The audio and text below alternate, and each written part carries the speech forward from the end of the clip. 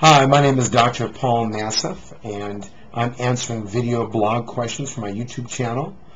And these questions are sent to us from different patients who watch some of our videos, and then they ask, what happens? And this question is, what are the risks and complications associated with the facelift, and how are they handled?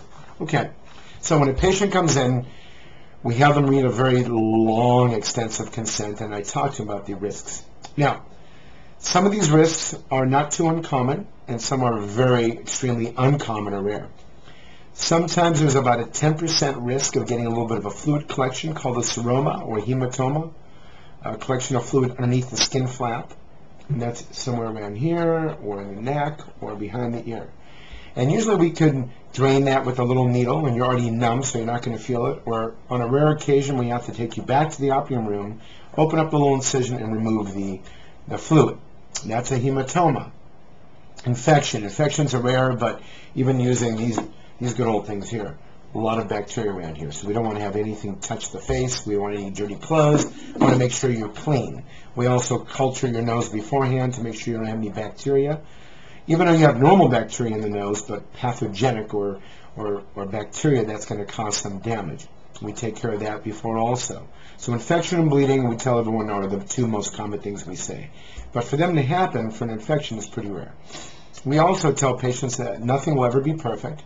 You will have asymmetry and irregularities no matter what you do. You'll have little bumps, that you'll have to massage, these little bumps during the procedure, during the healing process. And you could always have scars. It's rare, but you can have a damage to your nerve, or that when you smile or you raise your eyebrows, that the facial nerve can be injured, and you might have a problem doing that. You'll have some sensory issues where you'll be numb in certain parts of your face, and that can take up to 3 or 4 months.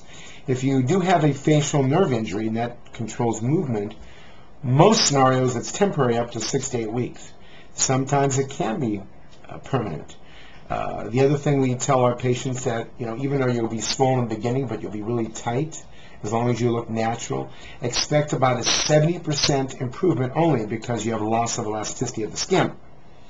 In addition, a really bad thing that can happen, and it's rare, but you can actually lose, behind the ear especially, lose some of the skin. It can turn black, and then it'll have to heal from the inside out.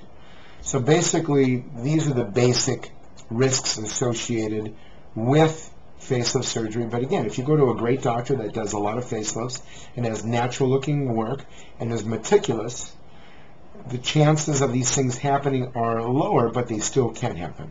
I hope that helps. Thank you.